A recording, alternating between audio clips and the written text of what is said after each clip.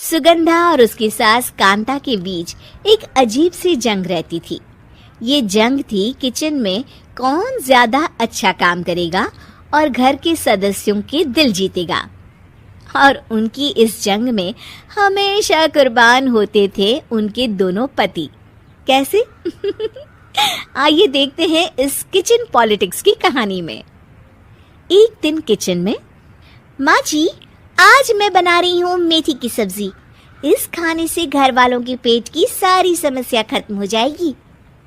और मैं बना रही हूँ तड़के वाली छाछ, जिसे पीते ही गैस की समस्या कभी नहीं होगी।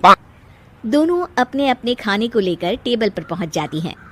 तभी सुगंधा के ससुर उसकी बनाई सब्जी की तारीफ कर देते हैं। अरे वाह, मेथी की सब्जी भी बनी है, बड़ी ही स्वादिष्ट है। वाह बहू वाह। अरे बहू, लेकिन इसमें इतनी सारी मेथी बर्बाद करने की क्या जरूरत थी? देखिए माँ जी, ये तो वो मेथी है जो आप रात में भिगोकर सुबह उसका पानी पीती हैं, और जो मेथी फेंक देती हैं उसी से मैंने ये सब्जी बनाई है। अरे वाह बहू, तुमने तो बड़ा ही समझदारी का काम किया। बस अब क्या था। कांता जी का तो मानो ये सुनकर खून ही सूख गया। वो फैसला कर लेती है कि किसी भी तरह वो अपने खाने की तारीफ लेकर ही रहेगी और सुगंधा को किचन में उसकी कमियां गिनाएगी।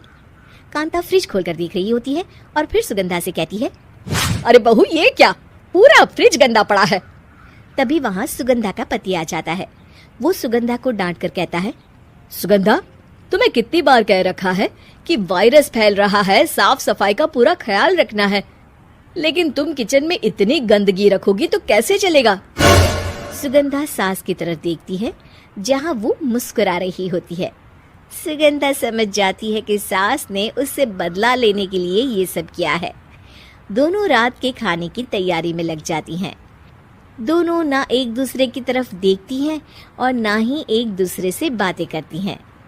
रात को खाने की टेबल पर एक एक कर दोनों कई तरह के अलग अलग व्यंजन टेबल पर लगा देती हैं और अपने अपने पति के पास जाकर खड़ी हो जाती हैं। अरे खाइए जी खाइए, मैंने बड़ी मेहनत से बनाया है। प्लेट में वो खाना डालती हैं। सुगंधा भी दोनों की प्लेट में खाना डालते हुए कहती है, बड़ी ही मेहनत लगी है इस खाने को बनाने में। हाँ, दोनों को ना चाहते हुए भी सारा खाना खाना पड़ता है। कहीं दही तो कहीं मलाई तो कहीं मसाला। और इन सब के बाद दोनों बड़ी ही मुश्किल से अपने कमरे में सोने जाते हैं। लेकिन अगली सुबह सुगंधा का पति चिल्ला रहा होता है, हाय रे हाय, मेरा तो पेट खराब हो गया। हाय माँ, बहुत दर्द हो रहा है। तो वहीं कांता के कमरे से भी कुछ ऐसी ही आवाज आने लगती है। हे भगवान, इस सास बहू की लड़ाई हमारी जान लेकर रहेगी। जाओ कोई डॉक्टर को बुला कर लाओ। डॉक्टर आते हैं।